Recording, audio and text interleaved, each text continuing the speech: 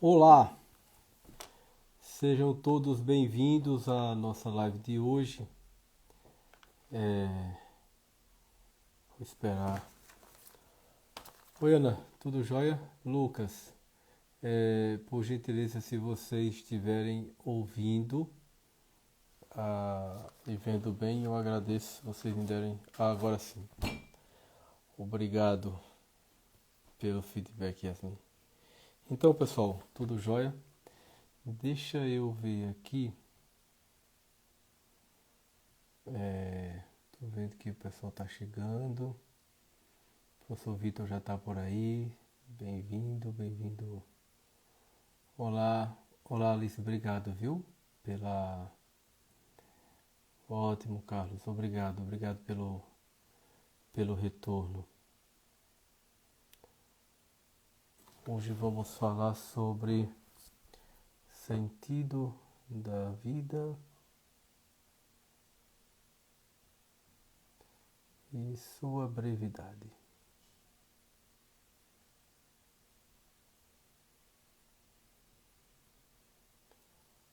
Deixa eu fixar aqui nos comentários. Então, pessoal, vocês estão bem? Eu espero e desejo que todos estejam bem. Boa noite, Laiane, Juliana. É um prazer, uma alegria estar com vocês e estar iniciando essa sequência de live, né, de encontro no qual nós vamos tratar sobre a brevidade da vida, né? Hoje nós começamos com o professor Vitor Meirelles, que mais uma vez nos dá a felicidade de estarmos juntos. Fabíola chegando, tudo jóia, Fabíola? Acho que ele já chegou por aqui, deixa eu chamá-lo.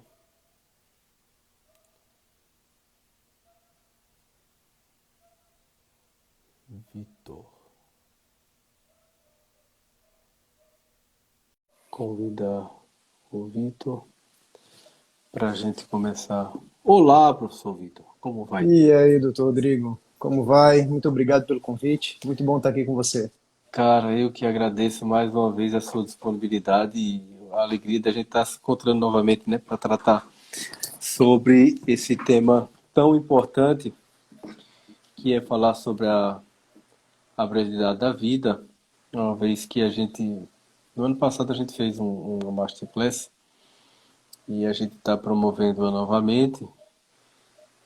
Na ocasião, nós estávamos fazendo logo na sequência do Setembro Amarelo, Sim, sim. em função daquela propaganda, daquela propaganda sobre o suicídio, né? Que eu não vejo campanha nenhuma, eu vejo propaganda. E abordamos exatamente a questão da brevidade da vida.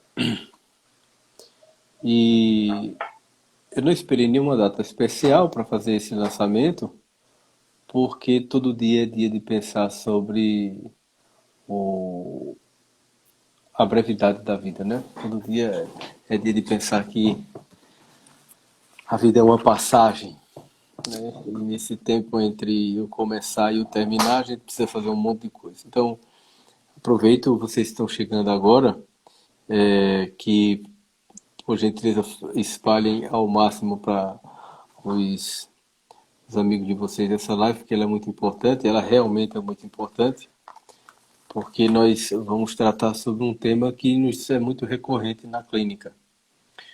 Leco, boa noite, Leco, tudo jóia, meu irmão?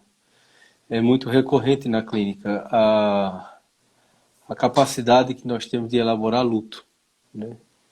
De Uhum. que a nossa vida ela é marcada por perdas, por mortes, né? E como a gente lida com isso, visto que essa é a maior e a mais importante de todas as verdades da vida, né? Então, realmente é muito importante e eu fico muito feliz em poder contar com você, Vitor, Maravilha. nessa conversa, nesse diálogo. Maravilha, Rodrigo. Mais uma vez agradeço o convite, agradeço a oportunidade de estar aqui com você, conversando sobre um tema que, como você bem mencionou já é um tema fundamental, né? Talvez se a gente fosse elencar assim, os principais temas para a gente meditar diariamente, constantemente, esse com certeza seria um deles, e se não o tema principal, né? Não existe nenhum pensamento sério que não se dê diante dele, né? Então, aquela meditação do Ortega y Gasset, né, de que no instante final os pensamentos que passam pela nossa cabeça são os pensamentos verdadeiros, né? Ali a gente não tem maquiagem nenhuma, ali a gente está desnudado, né, diante da verdade. E acredito que, como você bem mencionou, todo dia é dia, né? Não precisa chegar a uma data especial, até porque ninguém sabe a hora da partida, né? Então, não existe um único dia que não seja convidativo para essa meditação, né? É. O Vitor, é interessante porque assim, muitos dos nossos seguidores são de diversos estados, né, diversas regiões do país, e certamente a gente vai encontrar alguns goianos aqui presentes, né? E nesse final de semana a gente foi tomado pela notícia do falecimento do Ronaldo Caiado Filho, né? Um rapaz jovem, na casa dos 40 anos. E aí todo mundo lamenta a morte de um jovem, né? Ah, mas era tão moço, era tão jovem e tal. É como se jovem não pudesse morrer, né? E essa é uma compreensão que muitas vezes a gente tem descolada da realidade, como se somente as pessoas que estivessem ali alcançando a senectude é que morrem. Não, tudo que nasce morre. Nasceu, já está passível de morrer. Uhum, uhum. Em alguns instantes, inclusive. A vida se dá nos instantes, e no instante você pode morrer assim como em um instante você foi concebido e veio à vida. Então, realmente é algo que a gente precisa estar colocando sempre na temática da ordem do dia, do cotidiano, porque ela é a nossa, vamos dizer assim, é o nosso farol, por incrível que pareça, é o nosso farol. Né? Sócrates deixava tem uma frase muito interessante: o homem sábio ele não teme a morte e também não a deseja. Ele está pronto para ela. Exatamente, Né? E exatamente. que essa é a compreensão profunda do filósofo. Né? Ele está sempre preparando-se o tempo todo no processo de entender e compreender sobre a transitoriedade da vida, consequentemente a sua brevidade, etc. Você tocou num ponto bem interessante quando você falou sobre a questão das pessoas lamentarem por pessoas morrerem cedo. E muitas vezes elas ainda utilizam assim, não é a ordem natural das coisas, né? E esse é curioso, né? Essa terminologia assim, ordem natural. Ora, se morre gente toda hora, todo dia, de todas as idades, né? Isso é a ordem natural, na verdade, né? A ordem natural está se dando nesse momento. Existem crianças que estão morrendo nesse exato instante, né? Então, agora, o problema é que as pessoas pensam muito do ponto de vista quantitativo, né?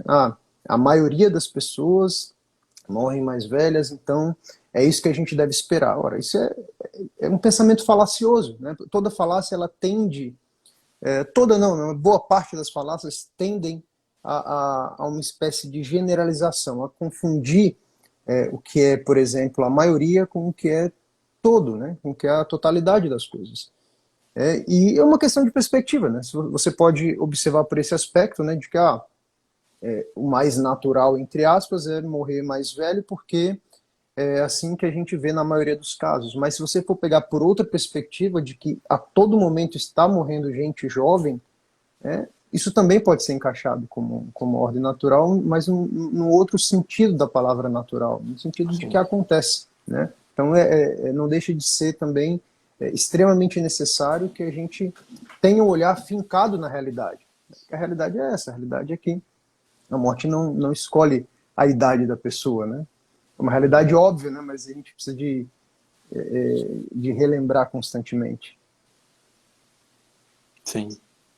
E quando a gente propôs, né, tratar sobre a questão do sentido da vida e a sua brevidade, a gente Inclusive, com relação ao próprio, à própria temática, né? A brevidade da vida, que eu me inspirei em lendo as obras de Sêneca, né? Sêneca talvez tenha sido o filósofo que mais se dedicou e se debruçou sobre essa temática. Não tinha como a gente não fazer, por exemplo, uma associação com o próprio Viktor Frankl, né? Que viveu uma experiência limítrofe, né? De vida e morte. Ele estava ali o tempo todo no campo de concentração, vivenciando essa experiência de morte ali dos seus colegas, inclusive ele mesmo estando na iminência também tomar parte daquele, daqueles acontecimentos fatídicos, e o quanto essa experiência o fez não só produzir a obra que ele produziu, mas também transformá-lo de dentro, né? Obviamente que uma experiência como aquela, como é a experiência de pessoas que vivem momentos limítrofes da vida, transforma, muda, mexe muito profundamente a cada um. Eu lembro, me veio agora a memória, recentemente faleceu um amigo nosso, era conhecido aqui em Campina Grande como Chapéu, né? Porque ele sempre gostava de usar um chapéu e tal.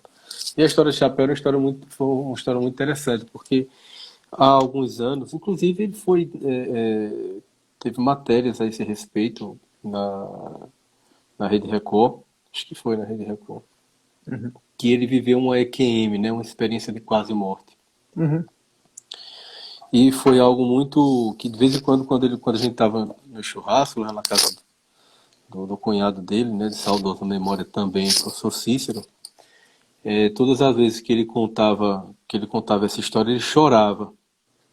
E o quanto essa experiência mudou a vida dele completamente. Ele era um homem agradabilíssimo, boníssimo. E realmente essa experiência foi muito forte na vida dele. Ele sofreu um acidente de carro e foi hospitalizado, quase praticamente sem vida. Quando ele foi diagnosticado, né, foi atestado o óbito dele, né, pelo médico de plantão, e ele já tinha sido encaminhado para o necrotério já, né? Já estava inclusive, salvo engano, que falha a memória, já estava fazendo o que os enfermeiros chamam de pacote, né? Já estava fechando ele e tal. Uhum. Quando uma enfermeira percebeu uma lágrima descendo do olho dele. E quando isso aconteceu, ele, a enfermeira logo disse, não, ele está vivo, ele está. Ele chamou o médico parece que sentiu uma pulsação dele bem distante e tal. Disse, não, ele está vivo, então pega ele e recupera. E Chapéu passou muitos anos contando essa história, né? E o quanto essa história para ele foi importante. Essa experiência para ele foi importante, a experiência de morte, porque ele viveu uma experiência de morte factual mesmo, né? Uhum. E depois ele vive e em vivendo, né, continuando a vida, ele fala o quanto isso foi importante. A gente não precisa chegar a esse ponto, né? Exato, exato. Basta que nós façamos, por exemplo, um exercício simples, como o necrológico, por exemplo, e que a gente faça reflexões mais profundas, que a gente vai começando a perceber o quanto essa experiência de se perceber finito, passageiro, transitório, pode ser um marco no reordenamento e na reorientação da nossa vida, do encontro profundo da nossa vocação e do nosso chamado. Exatamente. Essa questão da EQM é muito interessante. Eu passei boa parte do ano passado investigando profundamente essa experiência, né? Essa experiência de quase morte. Eu não tenho uma conclusão definitiva acerca da natureza do fenômeno, sabe? Assim, se é natureza espiritual, né? Enfim. Mas uma coisa eu cheguei, a uma conclusão eu cheguei, que é justamente isso que você acabou de falar, o quanto que isso é um marco na vida das pessoas que têm essa experiência. Porque independente da natureza do fenômeno, né, independente do que é a coisa, né, eu acredito que não tem uma explicação totalmente qual acerca do que é essas experiências, né, do que são essas experiências de quase morte. Mas, digamos assim, que um axioma, né, que fica aí é justamente o axioma moral, psicológico, né, que é a transformação na vida dessas pessoas que tiveram um contato direto, um contato de fato físico, né, clinicamente testado, né, da morte. E aí você percebe que a morte já não é mais uma ideia, né? Quando o sujeito vive essa experiência, né? A morte não é uma ideia, a morte não é assim, eu ouço falar, né? Pode ser que um dia chegue, porque a gente sempre acha que a morte é uma coisa futura, né? Um dia vai chegar, um dia aqui, né? Só que, enfim, ela é um fato, né? E, e quando as pessoas passam por isso, elas passam a ter esse olhar mais grave sobre a vida. E ao mesmo tempo, e é curioso isso, sabe, doutor? Que ao mesmo tempo que é um olhar mais grave no sentido de eu preciso dar importância para aquilo que é verdadeiramente importante, por outro lado as coisas ficam mais leves, né? Mais leve, Porque exatamente. você vai dando, você vai desprezando aquilo que não tem importância. Então fica sério e paradoxalmente fica mais leve. Essa era a conclusão que eu chegava depois de assistir esses depoimentos, né, de pessoas que passaram por essas experiências, né? Enfim, não tem como o sujeito minimamente consciente sair de uma experiência dessa incólume, né? Ele vai ser afetado por isso, né? E como você bem mencionou, né, ele pode até dividir a vida dele em antes e depois, né, dessa profunda experiência. E como você bem mencionou, a gente não precisa passar por isso. Tem pessoas que precisam, né? Quis a providência que elas passassem, Sim, porque talvez tenha sido o único meio delas se atentarem para alguma coisa, né? Não sei, né? Também não quero fazer uma leitura aqui do que é a vontade da providência, mas para a grandíssima maioria das pessoas não é dada uma oportunidade dessa, né?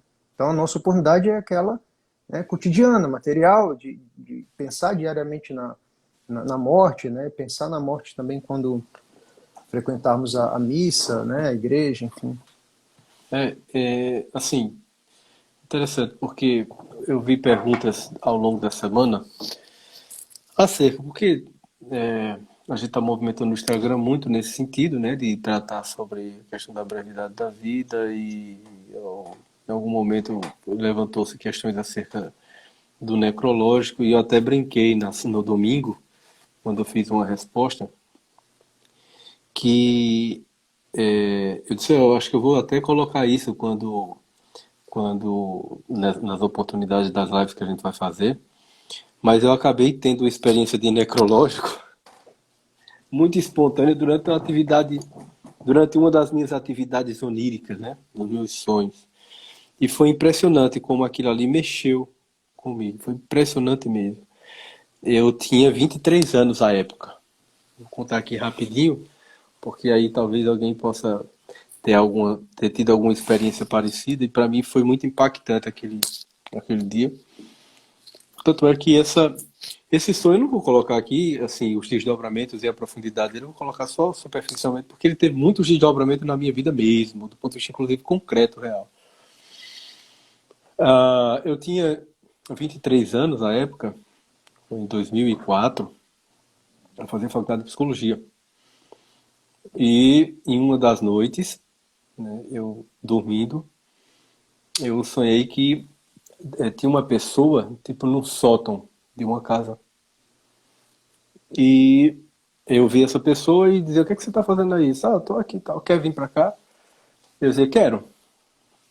E quando eu adentrava naquele sótão, era na verdade uma grande realidade paralela, onde todos que estavam nessa realidade paralela estavam mortos. E, é, e chegava uma pessoa, eu lembro, chegava uma pessoa do meu lado, por nome de André, um amigo, um conhecido, e aí falava isso, disse, Rodrigo, você morreu. E Ele era esse, seu conhecido só era como naquele se fosse momento. Ele só não, naquele você não momento. tem Não, lembrança não, não, dele. não, nada, nada, Aham. absolutamente nada. Só naquele momento. Então, Rodrigo, você morreu. Disse, que conversa, pô. Que morrer que nada. Pô, você morreu, velho. Aí eu disse, eu morri? Que conversa? Eu tento falar com as pessoas aqui, aí eu tentava falar, ninguém me via, ninguém me ouvia. Eu passava com tipo aquela coisa mesmo que de filme, meio tal. Passava a mão assim, passava direto. E aí eu entrava em parafuso. Olha o que era. Eram as perguntas que vinham imediatamente. Poxa, eu não terminei minha faculdade. O que é que aconteceu? Onde é que estão meus pais? O que é que eles pensaram sobre isso? Quer dizer, veio logo a família, veio logo o meu trabalho. Porque eu morri tão jovem, né? Poxa, muita coisa para fazer, muita coisa para. Como é que isso aconteceu? Pô? Que foi que aconteceu tal? E entrar em desespero. E aí chegava essa mesma pessoa e dizia, calma, a gente vai te explicar tudo o que aconteceu, tal, tal, tal, tal. Aí o sonho se desdobrava, não vou entrar aqui em detalhes, que não é essa esse o propósito. Mas quando eu voltei do sonho, isso para mim foi de uma. Isso foi assim, cara, o que foi que aconteceu? E aí a primeira coisa que veio à minha mente foi: isso pode acontecer comigo a qualquer momento. E aí eu lembro que eu estava no terceiro ano de psicologia, na verdade estava entrando para o quarto ano, né? E era eu estava fazendo um monte de definições, de decisões na minha vida, como por exemplo ir para a clínica. Foi uma decisão que eu fiz, foi fazer a clínica infantil. E todas as decisões na minha vida, daquele dia em diante, foram todas pautadas sob esse estigma de que a qualquer momento eu vou partir. E o que é que eu estou fazendo? Será que o que eu estou fazendo de fato dignifica cada instante do que eu estou fazendo? Porque hoje a minha vida, quem me conhece sabe disso. Você está aqui em Recife, qualquer dia você vem aqui, eu vou ali em Recife, mas, por exemplo, Ronaldo, que você conhece muito bem, Ronaldo, Rebeca, o pessoal tudo já foi já veio aqui em Campinas, foi na fazenda. Quem me conhece sabe, eu só tenho três ambientes. Só são três ambientes. Um quarto é esporádico, e mesmo assim ainda orbita nesses três ambientes aqui. Ou o meu trabalho, ou a minha casa, ou minha fazenda. Acabou. Aí você vai, eu vou na casa da minha sogra, na casa dos meus pais, na casa de um amigo, outro tal, mas minha vida é muito resumida a meu trabalho e minha família. Só, porque eu não encontro nada mais importante na minha vida, na minha existência do que isso. Ponto, acabou. E muito disso veio depois do que eu vivi aos 23 anos de idade, né? Depois dessa experiência que eu tive. Então, essas experiências com a iminência da finitude, elas são muito profundas e elas são definidoras. Porque a gente tem a fantasia de que é eterno, de que a gente não vai morrer amanhã, de que a gente vai almoçar amanhã na casa de fulano, de que a gente faz plano. Por exemplo, eu estou com a agenda cheia, eu vou para Rondonópolis, vou para São Paulo, vou fazer uma palestra na catedral, vou fazer isso aí. Quem me garante que eu vou chegar em casa agora para dormir? Se daqui para lá uma válvulazinha do coração, pá! Ou qualquer outro infortúnio, quem é que garante isso? Ninguém garante. E ou a gente para pensar sobre isso e de fato ordenar e organizar e direcionar a vida nesse sentido, ou então a gente vai viver numa fantasia o tempo todo, na ilusão de coisas que nos tiram verdadeiramente do nosso sentido maior da vida, da existência, do sentido que ela tem. Então, eu contei Exato. essa experiência porque não precisa a gente chegar no necrotério, pô, para ter uma experiência de quadro. Não precisa a gente ir para lá. A gente pode fazer um necrológico, a gente pode ter um sonho com uma atividade onírica que nós temos Uhum. durante o período noturno e tem essa experiência porque é a realidade, pô, é maior que tem. E que não deixa de ser uma experiência, né? Porque assim, não é uma Sim, experiência com o fato em si, né? É uma morte clínica, enfim. Mas é uma experiência, ainda que imaginativa, né? Por exemplo, o fato de você. Um sonho você tem sensações, né? Então você teve uma sim, sensação ali, de fato, de que alguma coisa tinha acontecido, algo análogo à morte. Mas a imaginação apurada, ela te coloca em um nível de sensação próximo realmente a uma experiência, né? E isso realmente aumenta a gravidade da situação. Você me falando, me veio algumas experiências também, né, com relação à morte. Eu passei por dois grandes momentos assim com relação à morte. há 4 anos minha mãe faleceu com aneurisma e pegou de surpresa, né? 56 anos, né? É uma idade que a gente também não espera, né? Com Sim. aquela falácia da ordem natural, né? Foi tempo dela ir para o hospital, ainda ficou ali semi-consciente durante uns 2 meses, né? E faleceu, veio a falecer depois. E realmente a sensação que eu tive, né, naquele instante, durante todo o processo, era justamente isso. Assim, parece uma coisa, é muito absurdo o que está acontecendo, né? Na minha cabeça vinha isso, é muito absurdo, assim, não tem como a gente querer que as coisas aqui se encaixem em uma lógica perfeitinha, né? Porque a lógica de Deus é outra, completamente diferente. E aí eu comecei a pensar também, sabe, doutor, que além da gente meditar diariamente na morte, é interessante a gente perceber esse exercício como um exercício de humildade. Um exercício de humildade no sentido de que, assim, olha, eu não sei o que é a verdadeira vida. Então eu não vou concentrar toda a minha consciência aqui nessa vida passageira, né? Abrir-se a possibilidade de que existe uma vida eterna, né? Então, em conjunto com a meditação sobre a morte, é fundamental a gente pensar também sobre a imortalidade, né? E, porque é isso que confere o sentido, né? Porque se a gente cai num realismo muito cru, né? Falar assim, não, eu tenho que olhar para isso toda hora. Tá, tudo bem, existem pessoas que fazem isso de uma forma imatura, né? Eu acredito que alguns movimentos aí, né? Movimentos artísticos, né? Uma coisa contemporânea também, né? De louvor à morte. A gente tem que fazer isso pensando, e acredito eu que não só pensando, mas sentindo também muita esperança, né? Então, colocando na nossa mente e no nosso coração uma esperança, né? Um sentimento bom, né? De que alguma coisa com isso eu vou estar, alguma coisa eu vou estar ganhando também. A gente encara muito a morte como uma perda, né? Como uma perda, uma coisa, ó, a gente lamenta a perda, mas a gente tem que começar a pensar sob outra perspectiva, sob outra lógica, pensar em ganho também, pensar naquilo Exato. que a gente vai ter, né? O Vitor, você me falando sobre esse paradoxo, né, de perdas e ganhos em torno dessa experiência da finitude, e eu tive a alegria de ter sido aluno, não sei se você já ouviu falar sobre ele aí em Recife. Eu tive a alegria de ser aluno do professor Zeferino Rocha, o autor desse livro aqui, Freud entre Apolo e Dionísio. Não E conheço. quase que eu fui orientando dele no doutorado. E não o fui por um reconhecimento. Olha, repara bem, ele era uma pessoa elevadíssima, porque quando eu estava na seleção do doutorado, eu queria muito ser orientado por ele. E ele estava na casa ali dos seus 83, 84 anos na época, alguma coisa assim.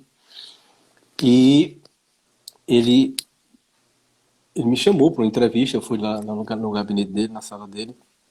E ele disse: Olha, Rodrigo, eu agora estou somente orientando alunos de mestrado, só mestrandos, porque o mestrado são 2 anos, né?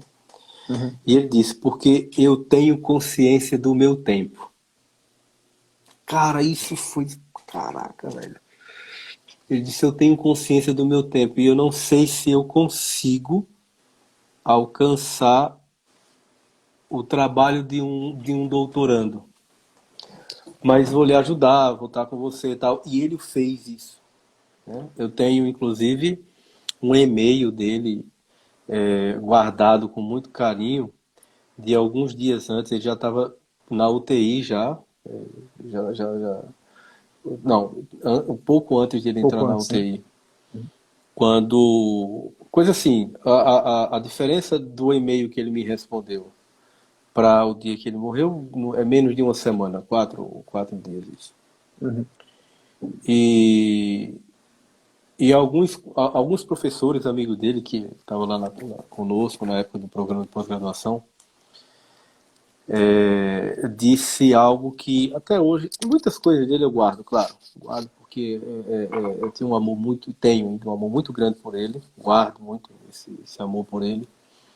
E uma das coisas que ele disse, né, e que foi relatado lá pelos nossos colegas na pós-graduação, é que ele estava no leito, né, do hospital, e um médico, ou foi um médico dele, ou foi um familiar, chegou para ele e disse: você não tem mais os movimentos da perna, você não consegue mais fazer. Perguntou pelas pernas, você não pode mais fazer o movimento das pernas. E ele respondeu algo que era muito característico dele. Ele disse assim: eu não tenho mais as pernas, então caminharei com o coração. Se eu não tenho mais as pernas para caminhar, caminharei com o coração. Então, o ganho profundo, né, e absoluto, né, de se desprender, literalmente, né, de um caminhar com as pernas e de passar a caminhar com o coração, porque daquele momento em diante ele só precisaria dessas pernas, né, ele não precisaria mais dos membros inferiores. Ele precisaria somente desse membro profundamente superior, que é o coração, que é o centro Ver, da alma dele. ver a Então, grande isso me marca, oportunidade, pois né? é, isso me marca muito essa história que eu ouvi a respeito dele, porque, é, bem, isso representa muito quem ele foi em vida, e certamente pela eternidade, e também o quanto ele nos ensinou, até nos últimos instantes, chegar a dizer: não, continuar caminhando com o coração, o ganho profundo e amplo que aquela alma, né, desenvolveu naquele momento. Uma grande oportunidade de ampliação, né, do ser dele. Ampliação de uma consciência que estava ali só nos movimentos físicos, né? Ah, não, agora eu vou olhar para um outro âmbito, talvez um âmbito da realidade que ele não olhou tanto, não sei, né? Não conheço a história dele. E Louis Lavelle falava muito sobre que estar diante da morte é uma oportunidade para um desapego pleno. Então, eu faço muito uma comparação de um exercício que o padre Sertilanges recomenda. Fala assim: imagine que você está diante da verdade e você está sumindo diante da verdade. Todas as suas opiniões, tudo aquilo que você considera muito importante do ponto de vista intelectual, vai tudo sumindo, vai tudo desaparecendo e a verdade substitui isso, né? Me parece algo muito análogo à experiência com a morte, só que aí, ao invés da verdade, a gente tem talvez o nome realidade para substituir, né? Ou vida eterna, não sei. Então, é realmente uma grande oportunidade para o desapego, né? E principalmente do desapego, aquele tipo de desapego que é mais difícil de desapegar, que são aquele sistema de pensamentos, aquelas crenças arraigadas. A crença em si não é má, né, claro, mas aquelas crenças que nos impedem, né, que fazem com que a gente diminua de tamanho, digamos assim, né, que nos torna pequenos, que nos torna limitados demais. E estar diante da verdade é muito semelhante a estar diante da morte nesse sentido, né? E é uma grande oportunidade. Eu li um texto muito, muito, muito bom um tempo atrás que me fez meditar bastante sobre esse tema. É um artigo de jornal, né, que falava sobre se a gente deveria enxergar a vida como se fosse o último dia ou como se fosse o primeiro dia, né? E a grande verdade é que tem espaço para as duas coisas, né? Tem espaço para as duas coisas, porque enxergar, se você parte de um pensamento: eu devo enxergar hoje é o último dia que eu tenho. A gente vai ter um olhar para as coisas assim com talvez um tom muito cerimonioso, né? Um tom muito drástico, dramático, mas é necessário que esse exercício também é necessário, né? É como se a morte e a vida se encontrassem nesse exercício, né, de enxergar tudo como se fosse a última vez e tudo como se fosse a primeira vez, né? E eu queria trazer um pouco antes da live eu estava meditando sobre esse ponto e queria trazer para você também essa questão, né? As coisas como se Oi, voltei. fosse a última vez. Aqui travou aqui um pouquinho, acho que tá, a bateria tá dando sinal. Mas acho que tem tempo para a gente discorrer sobre esse ponto. Vitor, eu lembrei quando você trouxe essa coisa de olhar para a vida como sendo o primeiro dia, além de pensá-la como o último, né? Que é o instante de vida, o instante da vida. Uma vez, um rabino estava em uma entrevista e disse uma coisa muito interessante também a esse respeito e eu guardei. De que quando nós abrimos os olhos pela manhã, oi, voltou. Ao abrirmos os olhos pela manhã, é a oportunidade que Deus está nos dando de refazer as nossas vidas. É um instante que, que se oportuniza, né? É um milagre da vida que se oportuniza para que a gente possa refazer a nossa vida. Então, todo instante ao acordar, você precisa ter em mente que essa está sendo mais uma importante e grande oportunidade que você está tendo para você viver plenamente e fazer reparações e correções importantes dos dias anteriores e quer dizer nós não temos a garantia de que vamos acordar, nem temos a garantia de que vamos dormir. Até em uma dos stories que eu coloquei hoje, eu falei sobre a experiência que eu tive com minha avó, né? Minha avó paterna, Dona Severina. Ela era um domingo, quando ela estava terminando de assistir o TV dela, aqueles programas de domingo, tal, à noite. Ela estava deitada na sala, na rede, e levantou da rede, enrolou a rede, né? E pendurou a rede assim no torno e foi deitar. Ela fez isso como ela fazia todos os dias. Ela ia dormir e ia acordar no outro dia. Só que ela dormiu e não acordou, né? Acordou, mas numa outra realidade, certamente. Mas é exatamente isso. A gente vai dormir e por que a gente teria a garantia de que vai acordar? Os gregos já entendiam isso e por isso que existem a figura dos irmãos gêmeos, Hipnos e Thanatos, né? Uhum. De todas as especialidades médicas, aqui eu tenho maior, que eu observo com maior cuidado são os anestesistas, que nos colocam no sono. A última vez que eu fui fazer endoscopia, a última vez que eu fui fazer endoscopia, eu estava lá deitado na maca.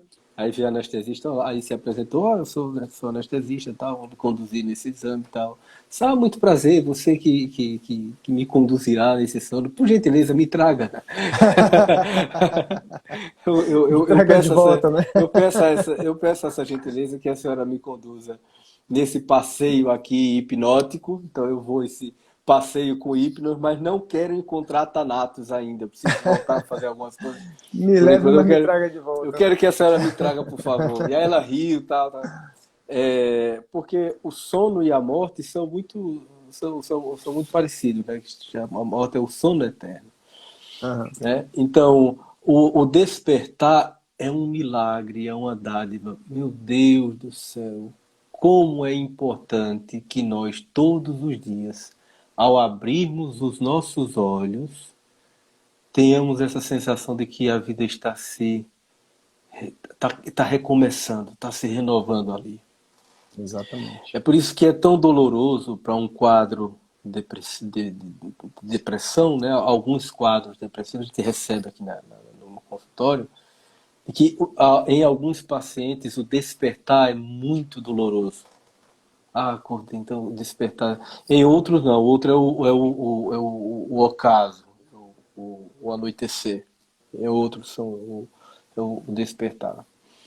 É como se a pessoa ali não quisesse viver. Claro, está sob um transtorno psíquico, né? Quer dizer, a depressão é um transtorno mental. O quanto é doloroso padecer desse sofrimento, de acordar e não desejar viver, de não ser grato pelo despertar dos olhos e o contemplar da vida, né? Amanhã, É, né? Amanhã é um símbolo muito poderoso, né? exato, É um o símbolo amanhã. muito forte. Embora nesse momento eu lembre daquela da, sinceramente eu peço desculpa porque eu não lembro do detalhe dessa parábola, mas eu sei que no final dela a expressão é: louco, amanhã pedirão a tua alma e o que tem preparado para quem será. Quer dizer, o amanhã ele é muito poderoso e ele evoca um compromisso e uma responsabilidade muito grande pelo que a gente está fazendo hoje, né? O Sim, sim. sentido da vida hoje. Na verdade, eu disse amanhã, amanhã mesmo, no início do dia. E observando que o início do dia, ele como é um rabino, né, que te falou Sim, sobre isso, sim, como esse rabino falou, é realmente uma nova oportunidade que está nascendo.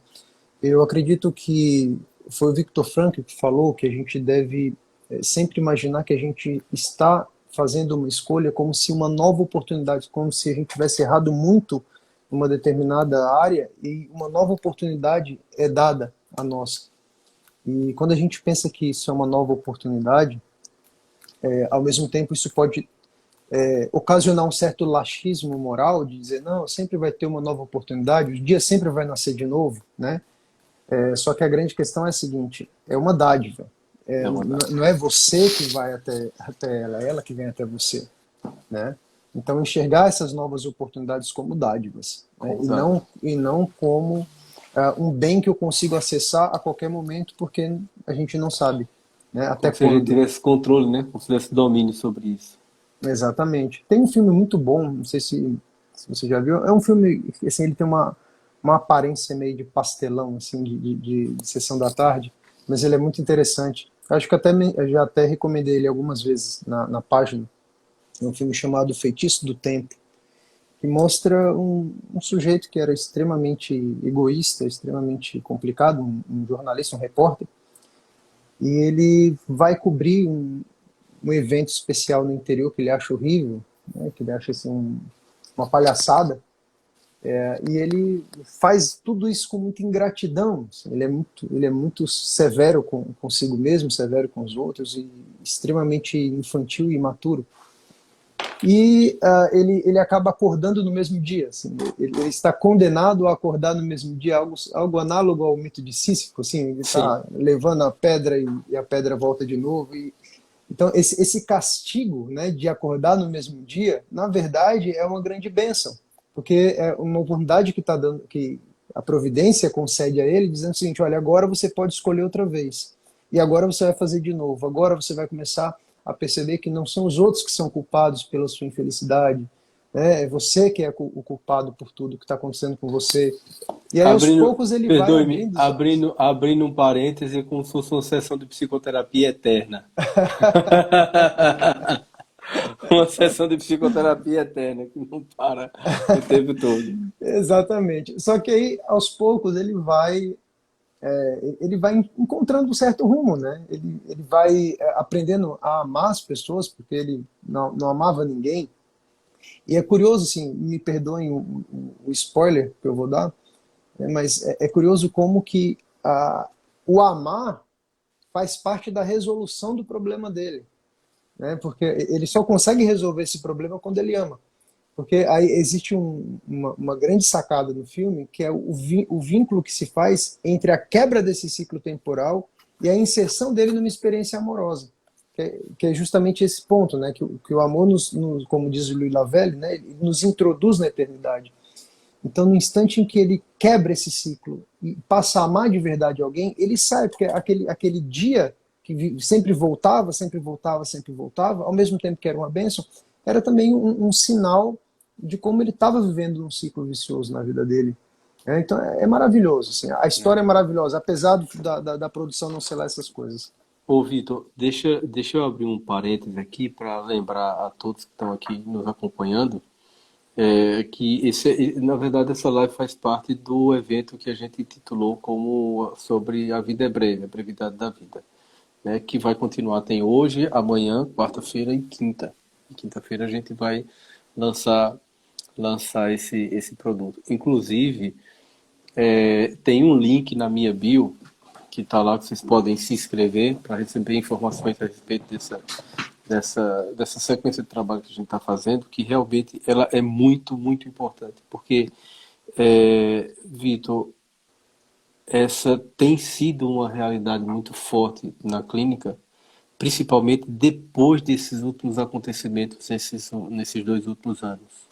Uhum. As pessoas tiveram que lidar, assim, claro, não foi um número importante de pessoas que perderam seus parentes próximos, viveram na iminência ou medo, uma grande, uma grande onda, inclusive, de propaganda em torno desse tema, até muitas vezes beirando uma estratégia, ou mesmo executando uma estratégia de fomento do medo entre as pessoas. Com E certeza. um dos medos, né, o principal de todos eles, é perder a vida, é morrer. E muitos, né, perderam a sua vida nesse.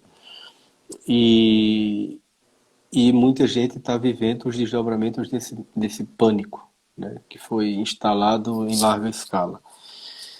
Mas a vida ela não pode ser vivida com o manto do medo, né? Ao contrário, nós precisamos ter a couraça da coragem, né? Para seguirmos vivendo até a morte. Tem um livro, inclusive, que o título desse livro de Paul Ricoeur, que é um filósofo francês, o título é bem chamativo, é Vivo até a morte. Né? Quer dizer, até o último instante você esteja ali vivo. Até o último instante você não morra em vida. Né? Quase que, se possível, viva a morte. Viva aquele momento ali, se é que a gente pode dizer que é possível viver. Mas, Vitor, nós estamos a 52 minutos de live, né? Minha bateria, inclusive, estava dando sinais de que poderá chegar ao seu fim. E, mais uma vez, Vitor, muito obrigado por essa interlocução tão saudável, lúcida e inteligente de sua parte, que é alguém que eu conheci há pouco tempo, mas que eu imputo muita credibilidade e respeito ao seu trabalho também, porque nos conhecemos assim. É, e em conhecendo seu trabalho também fiquei muito contente e é uma pessoa digna de fazer essas interlocuções importantes que eu imputo como sendo igualmente importantes. Maravilha. Obrigado mesmo, de verdade. E Eu que agradeço. vamos fazer com que esses momentos eles se repitam outras vezes. Maravilha, doutor Rodrigo. Eu que Se agradeço. possível, né? Se possível. Se, estando vivos. Só por falar nisso, assim, eu lembro que eu peguei um áudio da minha mãe alguns meses antes dela falecer, mandando um áudio para uma prima dela, assim, olha, vou preparar o Natal aqui, mas eu nem sei se eu vou chegar até o Natal, né? Então, assim, e ela falou isso com um tom brincalhão, é como se alguma coisa, assim, ela já soubesse, sabe? Então, realmente, é sempre bom a gente ter esse realismo, né? E, mais uma vez, obrigado, doutor. É sempre bom, né, trocar essas experiências, né, esses insights, esses pensamentos. Né? Agradeço profundamente o convite. E a